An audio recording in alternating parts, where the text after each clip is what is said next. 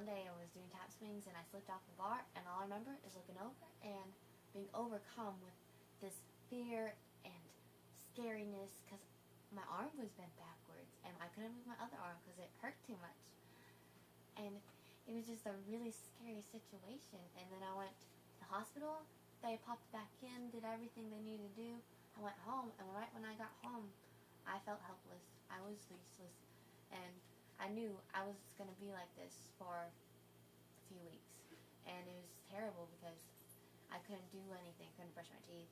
Couldn't change my clothes. Couldn't use the bathroom. Everything that a normal person would be able to do and that I took for granted.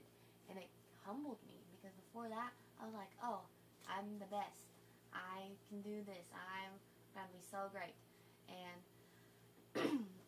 I was very independent. I didn't like people budging me and getting in my way. And so God showed me, He's like, He humbled me, and then He showed me to depend on me and depend on loved ones, and they will help you through this, and I will help you through this.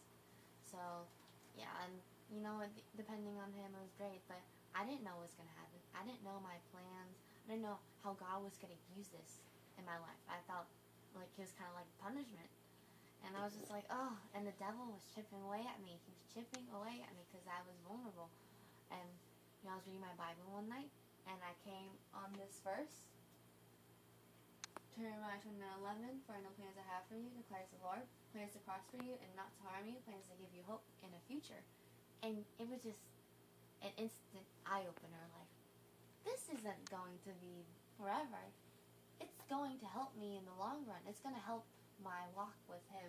It's going to not harm me, even though I felt like it harmed me, but not, you know, with my spiritual walk. And it's going to help me have hope, and it's going to make my future even better.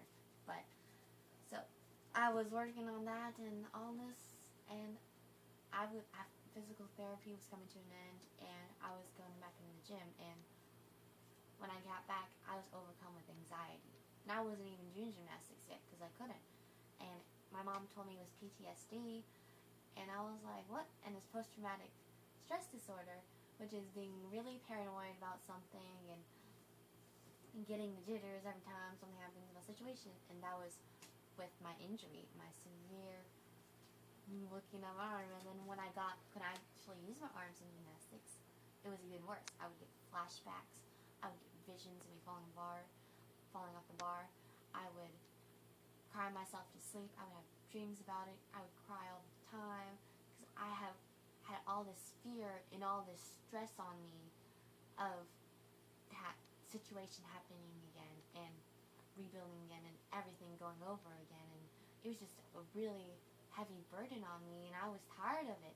And so I found this verse, reading my Bible. Come to me, all you who are weary and burdened, and I will give you rest. And that was another eye-opener. You know, I could see a little more. I digged a little more.